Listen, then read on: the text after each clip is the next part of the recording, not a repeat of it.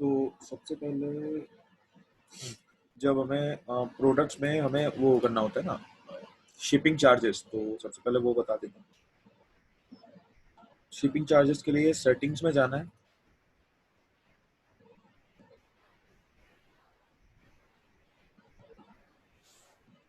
Settings में यहाँ shipping है।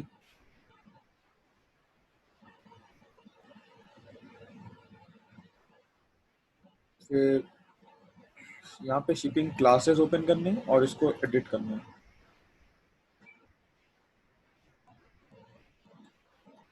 तो ये हमने अभी फ्लैट रेट सेट कर रखा है। उसका फ्लैट रेट का मतलब है कि जब भी हम कोई प्रोडक्ट होगा तो ये उसमें डिलीवरी चार्ज होगा ही होगा, ठीक है। और अगर जैसे कि कोई डिलीवरी चार्ज नहीं ले रहे हैं तो हम उस यहाँ पे मैंने सेट कर दिया है। तो अगर हम कोई डिलीवरी चार्ज नहीं ले रहे हैं तो हम नो शिपिंग सेलेक्ट कर लेंगे जब ये जहाँ पे भी हम प्रोडक्ट ऐड कर रहे होंगे। तो अगर हमें नया शिपिंग चार्ज बोल सकते हैं कि हमें जो प्रोडक्ट हम नया ऐड कर रहे हैं तो उसमें डिलीवरी चार्ज 100 रुपीज़ है। तो सबसे पहले हमें ऐड अ शिपिंग क्लास करना होगा। फिर यहाँ पे हम ऐसा नाम देंगे ताकि हमें वहाँ समझ में आए कि जो प्रोडक्ट है, मतलब जो हमारा डिलीवरी चार्ज है वो है कितना। तो 100 चार्ज मैं अभी तक ऐसे ही करता आया हूँ कि जैसे 30 डिलीवरी चार्ज रहता है तो मैं 30 चार्ज कर देता हूँ। अभी 100 सपोज कर रहे हैं तो 100 चार्ज मैंने किया। स्लग वो अपने से ले लेगा। डिस्क्रिप्शन अगर लिखना है तो लिख सकते हैं, कोई दिक्कत नहीं। सेव करना है। फिर उसके बाद ये यहाँ पे शो करने लगेगा और प्रोडक्ट काउंट भी शो करेगा कि किसमें कितना प्रोडक्ट है। मतलब जैसे कि 50 डिलीवरी चार्ज कितने प्रोडक्ट का है, 4। और 40 कितने का है, 3। और 30 कितना है, 2। तो अभी 100 जीरो है।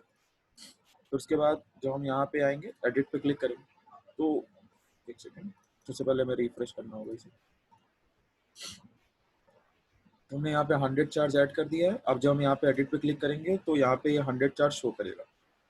तो यहाँ पे आकर के सारा अमाउंट सेट है। जैसे 50 चार्ज है तो 50 मल्टीप्लाई बाय क्वांटिटी। क्वांटिटी का मतलब है कि जैसे कि एक प्रोडक्ट है, अगर मान लेते हैं कि जो कैंडल है तो अगर उसने 4 कैंडल मंगा ली है तो मेरे ख्याल से मल्टीप्लाई हो जाएगा। तो अगर मल्टीप्लाई नहीं करना है तो सिंपल यहाँ पे वो अमाउंट लिख देने का। जैसे कि अगर 100 हम चाह रहे हैं कि जो भी 100 वाला कॉस्ट होगा, तो जैसे कि एक प्रोडक्ट है, कैंडल ही कोई प्रोडक्ट है, तो अगर कोई एक ही कैंडल ऑर्डर कर रहा है या फिर 10 कैंडल ऑर्डर कर रहा है, डिलीवरी चार्ज सेम रहे तो 100 कर देना है। और अगर हम चाहते हैं कि जैसे कोई 100 डिलीवरी चार्ज वाला कोई कैंडल ऑर्डर कर रहा है लेकिन उसने 10 कर दिया, लेकिन 10 का 100 रुपये डिलीवरी चार्ज लगेगा, तो हम यहाँ पे इस तरह लिखेंगे। तो ये 100 डिलीवरी चार्ज काउंट हो जाएगा। अभी मैंने यहाँ पे नो शिपिंग चार्ज में 0 कर रखा है। तो जो भी क्वांटिटी होगी उसका 0 से मल्टीप्लाई हो जाएगा तो नो डिलीवरी चार्ज जाएगा। 0 कह ले, 1 कह ले, कोई दिक्कत नहीं, 1 भी कह सकते, सेम ही रिजल्ट आना। ठीक है। तो ये शिपिंग का ऑप्शन है। अब हमें जैसे प्रोडक्ट ऐड करना है तो सबसे पहले हम प्रोडक्ट में जाएंगे। ओके, प्रोडक्ट कैटेगरी पहले बता देता हूँ, एट्रीब्यूट पहले बता देता हूँ, तो प्रोडक्ट ऐड न्यू भी कर लेते हैं। तो यहाँ पे सारी कैटेगरी सेट है। अभी जैसे कि एक ये जब सिंबल ऐसे हाइफन बना होता है तो उसका मतलब है कि वो सब कैटेगरी है। और जिसकी सब कैटेगरी होती है तो उसका मेन कैटेगरी ऊपर रहता है, उसी के नीचे उसकी सब कैटेगरी लिस्टेड रहती है। तो ये जो अरोमा कैंडल है या फिर ये जो फ्लोटिंग कैंडल है वो सब कैंडल्स की सब कैटेगरी है।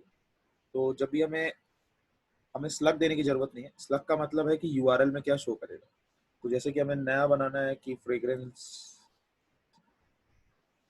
कैंडल, तो जैसे हमने ये नई कैटेगरी बनानी है तो हमने यहाँ लिखना है। अगर किसी कोई पेरेंट कैटेगरी है उसकी, मतलब अगर वो कैंडल्स के अंदर आ रही है या फिर डिफ्यूजर रीड के अंदर आ रहा है, दिवाली के अंदर है, तो हम उसको सेलेक्ट करेंगे एज एन पेरेंट कैटेगरी। और फिर उसके बाद हम सेव करेंगे तो वो हो जाएगा।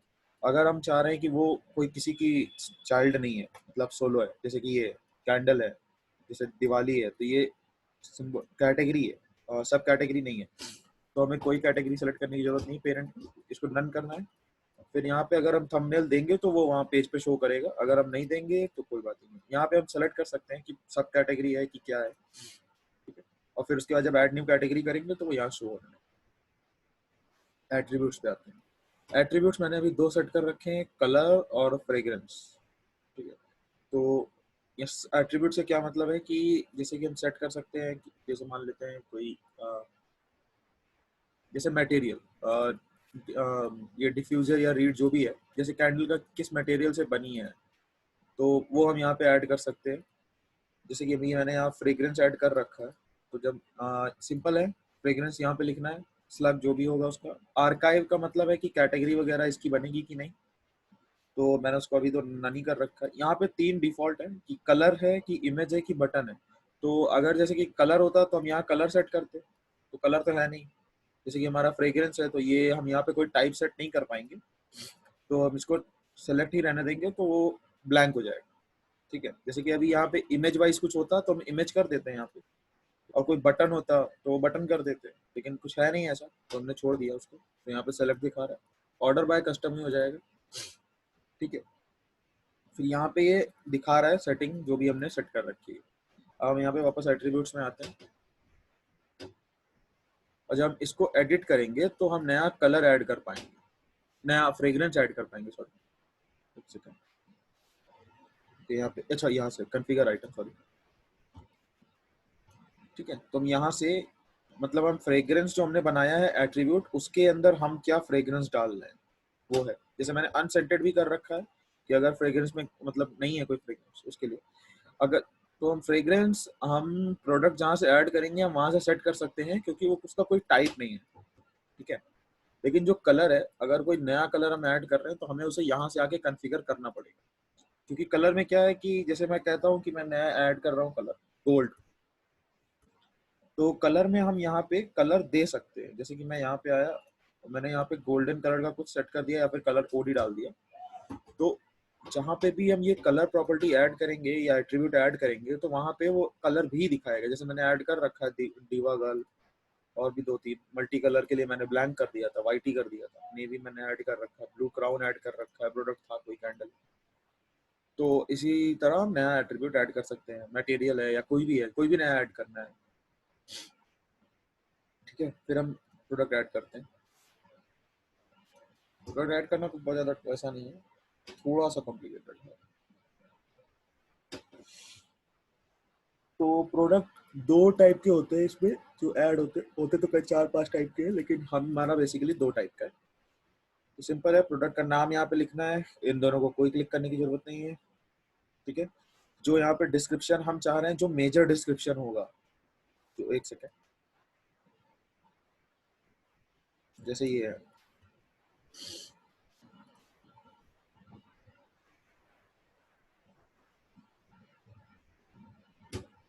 हाँ, तो जो डिस्क्रिप्शन हम यहाँ लिखेंगे, ये मेन डिस्क्रिप्शन है, जो डिस्क्रिप्शन हम यहाँ लिखेंगे वो यहाँ शो होगा। ठीक है, फिर उसके बाद लाइन वाइज चलते हैं, हम कैटेगरी सेलेक्ट करेंगे कि हमारा प्रोडक्ट जो है वो किस कैटेगरी का है। अभी तक मैंने कोई टैग नहीं दे रखा है, टैग देना है तो दे सकते। फिर यहाँ पे है, जैसे कि कुछ प्रोडक्ट है जिनमें मल्टीपल इमेजेस हैं, लेकिन एक इमेज ऐसी है जो शो होगी डिफॉल्ट, तो वो प्रोडक्ट इमेज। ठीक है, जो इमेज सिंगल है जो एक ही जगह शो होगी वो प्रोडक्ट इमेज है, लेकिन जो उसके साथ और भी इमेजेस हैं, मतलब वेरिएंट है एक तरह से, तो हम उसे यहाँ पे आकर के प्रोडक्ट गैलरी में सिंपल क्लिक करने का, ऐड कर देने का। ठीक है, लेकिन जो प्रोडक्ट ने यहाँ पे प्रोडक्ट इमेज में सेट कर दिया है उसे यहाँ प्रोडक्ट गैलरी में रिपीट करने की जरूरत नहीं है, वरना वो यहाँ पे भी रिपीट हो जाएगा। ठीक, और जब हम इमेज अपलोड कर रहे हैं तो वर्डप्रेस में या फिर एसईओ के बेसिस पे हमें एक चीज ध्यान रखना है कि जो भी इमेज है उसका नाम होना चाहिए प्रोडक्ट के अकॉर्डिंग, प्रोडक्ट का ही नाम इमेज का नाम होना चाहिए। वही हमें यहाँ ऑल टेक्स्ट में देना है, वही हमें यहाँ टाइटल में देना है। कैप्शन और डिस्क्रिप्शन हम छोड़ सकते हैं, लेकिन हम दे सकते हैं, कोई दिक्कत नहीं, वही चीज कॉपी करने का। लेकिन अब जो यहाँ पे नाम दे दिया है हम उसे और कहीं रिपीट ना करें तो ज्यादा अच्छा। अब यहाँ पे आ रहा है focus keyword. Focus keyword SEO purpose के लिए है। उसे हम क्या करना है कि हम एसईएम रश या फिर गूगल के सॉफ्टवेयर, मतलब गूगल की साइट यूज करके अपना फोकस कीवर्ड निकाल सकते हैं प्रोडक्ट के अकॉर्डिंग। तो बेसिकली मैंने अभी तक जितने भी ऐड किए मैंने सब में कैंडल या फिर जो भी मोस्टली है, जैसे डिफ्यूजर है या जो भी है, तो उसके अकॉर्डिंग ऐड कर दिया था। सिंगल होता है ये, एक ही कीवर्ड होगा, मतलब ऐसा नहीं है कि कैंडल भी यहीं पे लिख दें और भी फ्रेग्रेंस भी यही लिख दें, ऐसा कुछ नहीं। एक पर्टिकुलर वर्ड होना चाहिए, मैटर करता है, ये इंपॉर्टेंट है। ठीक है, अब ये कैसा प्रीव्यू दिखाएगा गूगल पे जब सर्च होगा पेज, तो उसके लिए है। तो अभी हम यहाँ पे लिख देते हैं प्रोडक्ट नेम।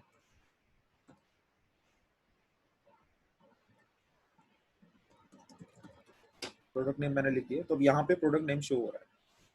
तो ये बेसिकली स्टाइल है, हम यहाँ से एडिट कर सकते हैं। इंसर्ट वेरिएबल है, मान लेते हैं अगर मैंने गलती से डिलीट कर दिया तो मैं वहाँ वापस क्लिक करूँगा तो वो आ जाएगा। टाइटल, तो मतलब हमारा प्रोडक्ट टाइटल। साइट टाइटल मतलब साइट का नाम जो भी है, ठीक है? यहाँ पे सिंपल ऐसे डिलीट करने का।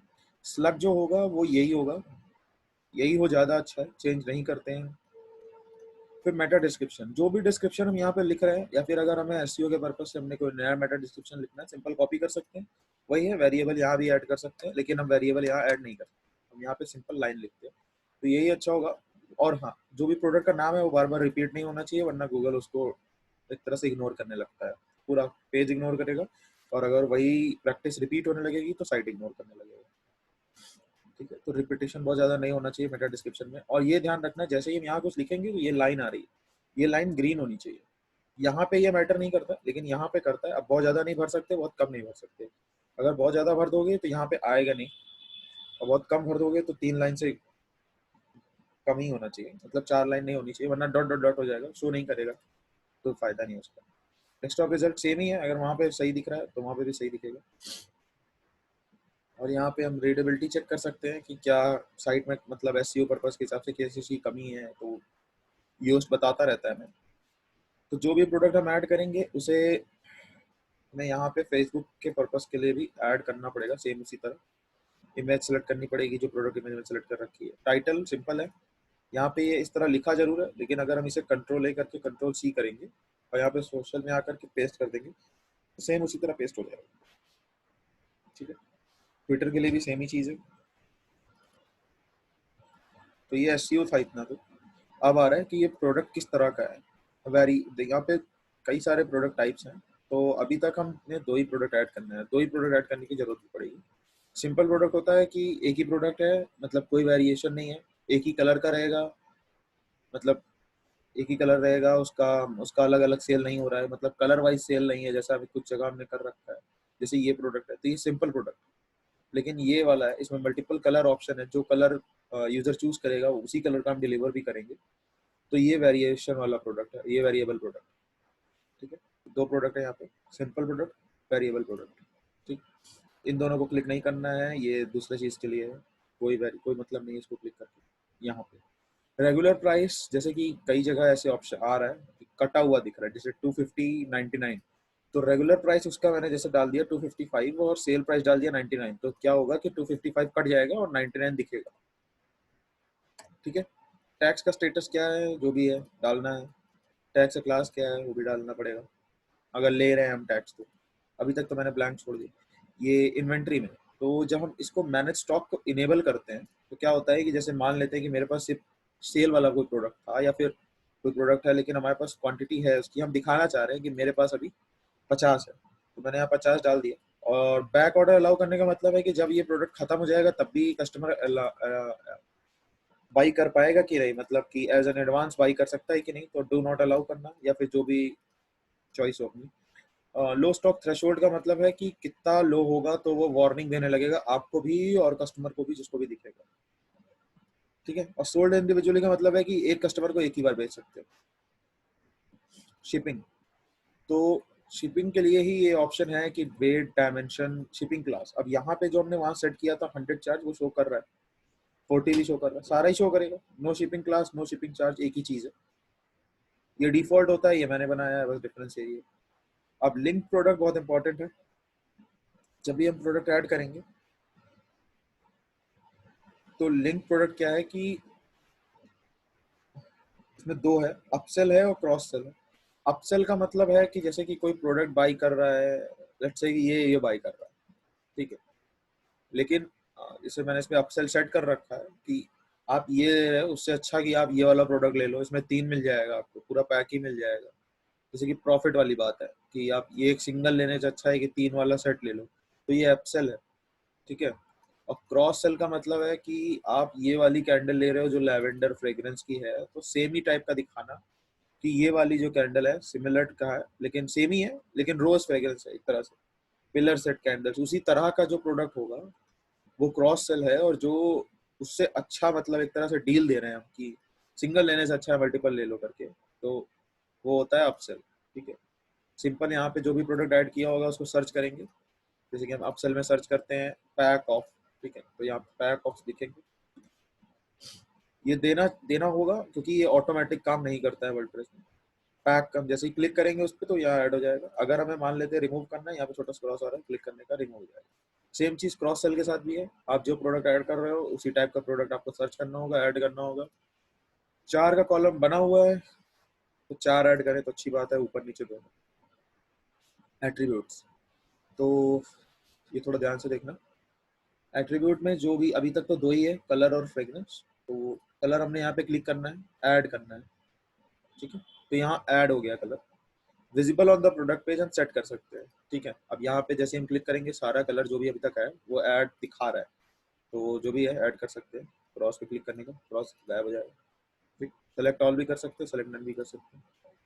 फिर उसके बाद जैसे कि हमें फ्रेग्रेंस भी ऐड करना है तो सेम फ्रेग्रेंस पे क्लिक करेंगे, ऐड पे क्लिक करेंगे, फ्रेग्रेंस यहाँ आ गया।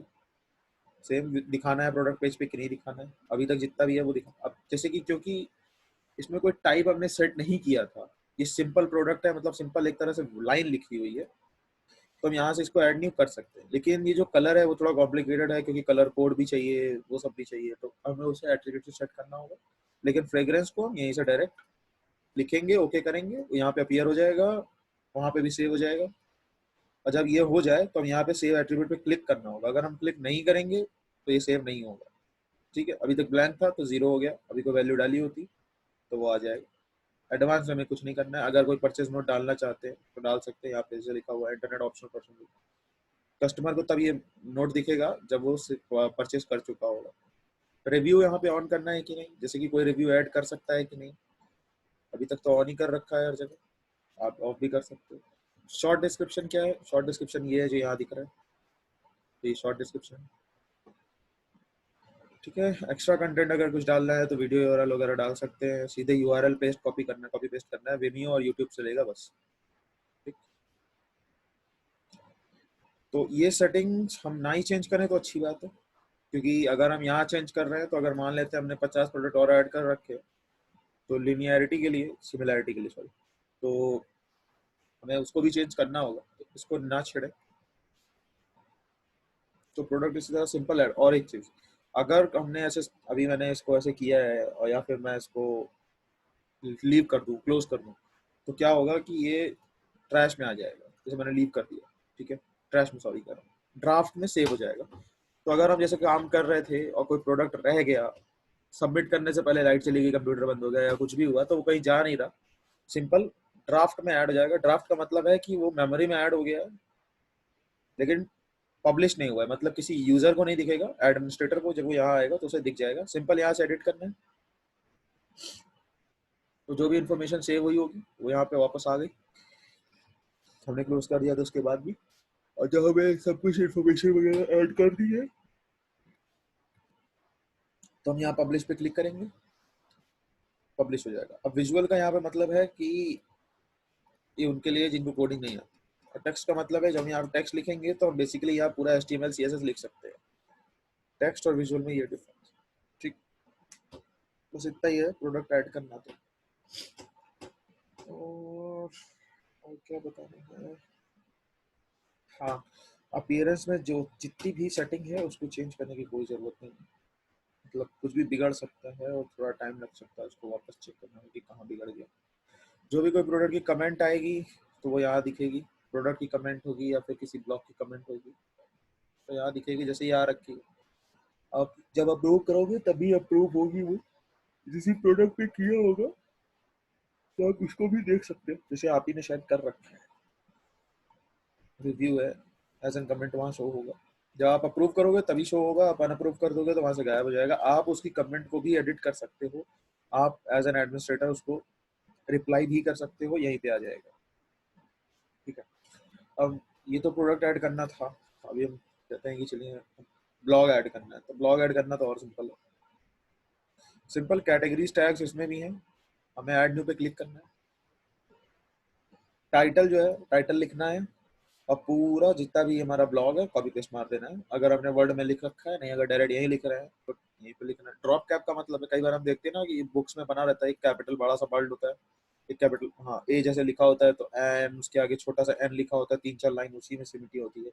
तो वही कैटेगरी यहाँ पे शो कर रहा है जो भी है, फीचर्ड इमेज क्लिक करने का, जो भी इमेज चाह रहे हैं बड़ी सी दिखे। और ये बेसिकली ब्लॉग के लिए भी वही है जो उसके लिए था। सॉरी।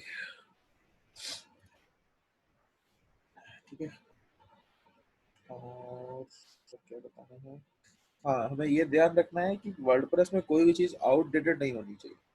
सिक्योरिटी पर्पस के हिसाब से जो भी चीज़ है वो हमेशा अपडेट होती रहनी चाहिए। अब ऐसा भी नहीं है कि कुछ भी आ रहा है तो अपडेट ही कर लें, ना वो नहीं होता। मान लेते हैं कि कोई ऐसा अपडेट आ गया, कोई ऐसा प्लगइन हो गया या फिर गलती से अपडेट हो गया लेकिन हमारी साइट ब्रेक हो गई, तो हमें क्या करना है, अपडेट करने से पहले वीकली अपडेट करें, ज़्यादा सही रहेगा।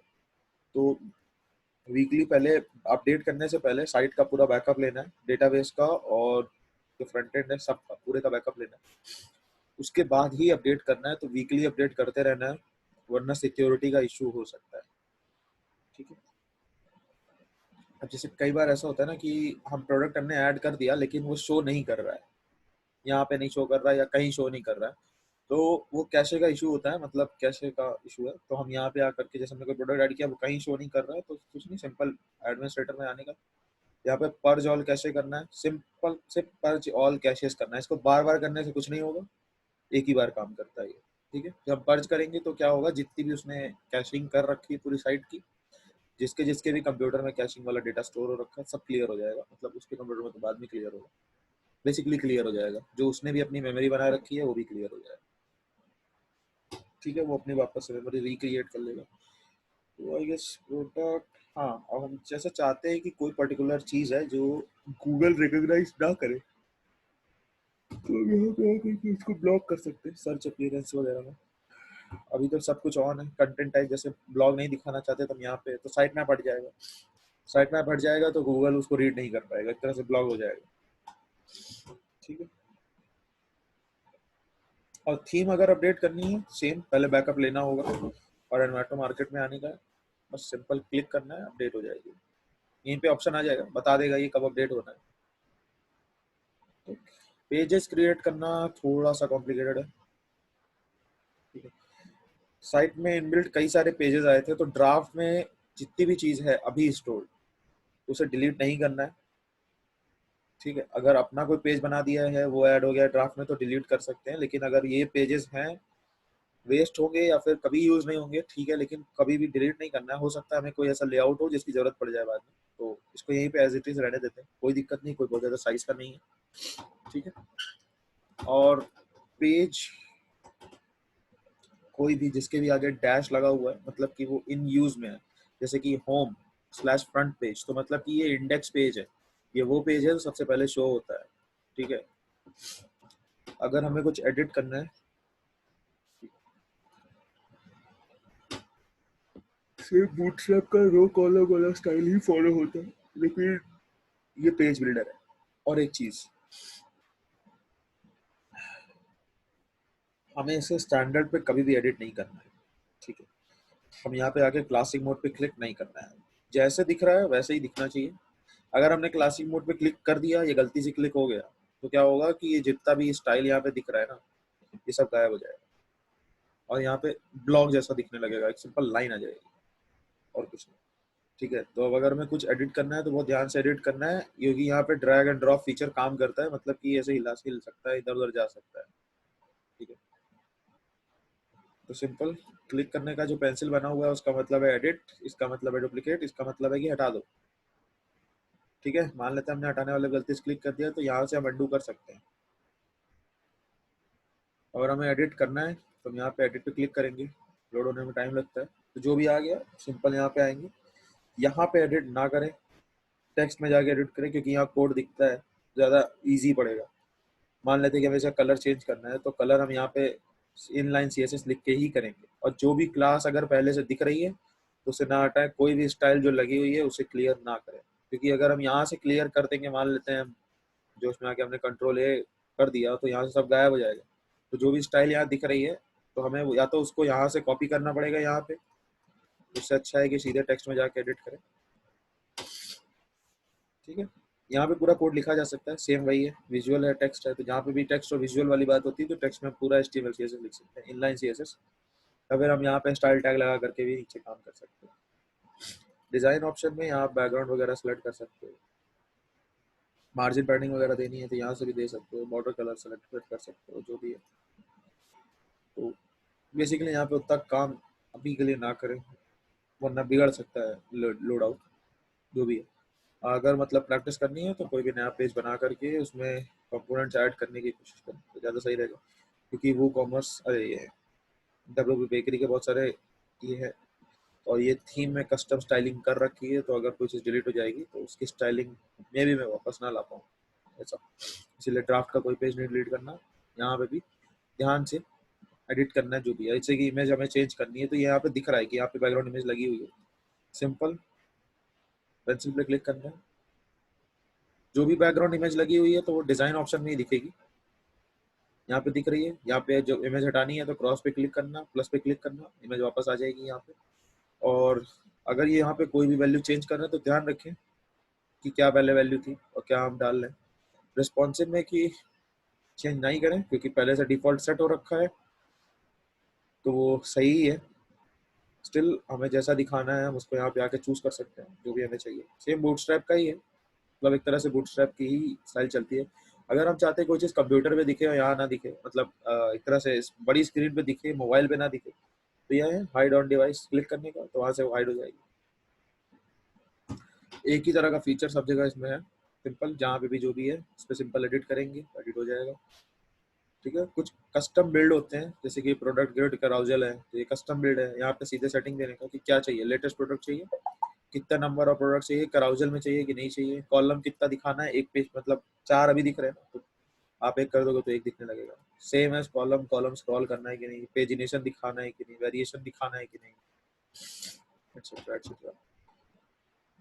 ठीक है, अब ये जैसे कि मैंने यहाँ डाल रखा है तो ये तरह से एक ही होना चाहिए, तो कैंडल सी डाल दिया है। ठीक है, अभी मैंने ये सब लिख रखा है, ये लिख रखा है, तो और अच्छा वर्ड ढूंढ सके तो ज़्यादा ही अच्छी बात है। कहीं से मेटा डिस्क्रिप्शन या SEO टाइटल कॉपी ना करें, खुद ही लिखें। वो अलग चीज़ है कि मैच करने लगे कहीं से, लेकिन कॉपी ना करें ज़्यादा अच्छा। ठीक है, तो ऐसे पेज होता है। हाँ, अब जब भी कोई प्रोडक्ट जैसे किसी ने ऑर्डर कर दिया तो हमें क्या है कि स्टेटस मैनेज करना पड़ेगा उसको। जैसे किसी ने ऑर्डर कर दिया, ठीक है, जैसे ये सारे प्रोडक्ट अभी प्रोसेसिंग में लगे हुए हैं, क्योंकि हमने कुछ किया ही नहीं है उसको। जैसे कि अब किसी ने प्रोडक्ट ऑर्डर कर दिया है, ठीक है, सबसे पहला काम क्या है हमारा कि प्रोसेसिंग में लगा है। ठीक, तो जब हम उसको जैसे ही प्रोडक्ट डिलीवर करवा दे या फिर डिलीवर हो जाए, या फेल हो गया, फेल तो अपने से हो जाएगा, जैसे कि पेमेंट वगैरह फेल हो जाएगी तो वो ले लेगा कि फेल्ड हो गया है। अगर किसी का रिफंड किया है तो हमें यहाँ पे उसका स्टेटस सेट कर देना चाहिए, हम ऑन होल्ड नहीं लगाना है। पेमेंट पेंडिंग है, जैसे कि हमने अब डिलीवरी के लिए भेज दिया है, शिप हो गया है, तो हम पेमेंट पेंडिंग लगा के अपडेट करेंगे, तो यूज़र को पास भी मेल चला जाएगा एक बार कि क्या है क्या नहीं है। ठीक है, जब कंप्लीट हो जाए तो कंप्लीटेड पे क्लिक करना है। अगर कोई कैंसिल कर देगा तो कैंसिल डायरेक्ट यहीं से खुद ही ले लेगा, ये कैंसिल हो गया प्रोडक्ट। सारी इन्फॉर्मेशन दिख रही है कि कितना क्या चार्ज लगा है, शिपिंग का 40 रुपये चार्ज लग रहा है। ठीक, ये जो भी है इसको नहीं छेड़ने का। डाउनलोड परमिशन ऑफ कर रखी है, ऑफ ही रहने देनी है। ये अपने लिए नोट्स बना सकते हैं, क्लाइंट का इससे कोई मतलब नहीं है। जो भी चीज़ें हैं यहाँ दिख रही हैं साफ साफ, और मेल भी आता ही है। ठीक, यहाँ पे अगर हम जब कंप्लीट हो जाए तो एक बार हम चाहते हैं कि जो भी डिटेल है प्रोडक्ट की और जो भी पैसे वैसे दिए उसने, एक बार वो भेजना चाहते हैं, तो यहाँ पे क्लिक करने के बाद अपडेट करेंगे, उसके पास सेंड हो जाएगी। ठीक, सिंपल, ये मैनेज करते रहे ज़्यादा सही है, उसके पास मिल जाता रहेगा। अगर ख़त्म हो गया है या फिर जो भी दिक्कत है तो वो भी यहाँ से हम देख सकते हैं, कर सकते हैं। हाँ, यूज़र की हम कोई भी इन्फॉर्मेशन चेंज कर सकते हैं। ठीक है, कब उसने ऑर्डर किया था या फिर क्या है, तो हम ना ही चेंज करें तो अच्छी बात है, एक तरह से फॉल्सिफाई वाली चीज़ है, तो ना करें तो अच्छी बात है। हाँ, जो भी कस्टमर्स हैं वो यहाँ दिखेंगे।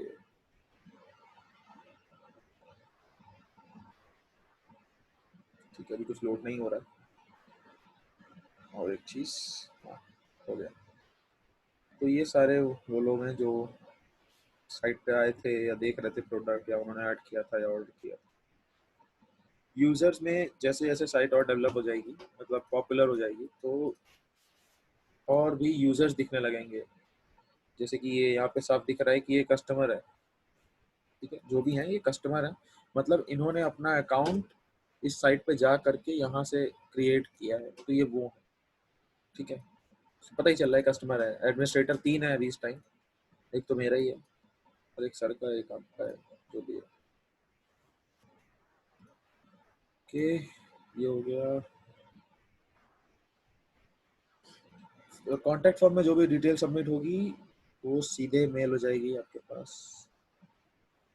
और तो हाँ, मीडिया मीडिया मीडिया जो भी इमेज वगैरह है, जैसे कि हमने कोई इमेज अपलोड कर दी लेकिन उस टाइम हमने नहीं लिखा उसका टाइटल या डिस्क्रिप्शन या ऑल्टरनेटिव टेक्स्ट।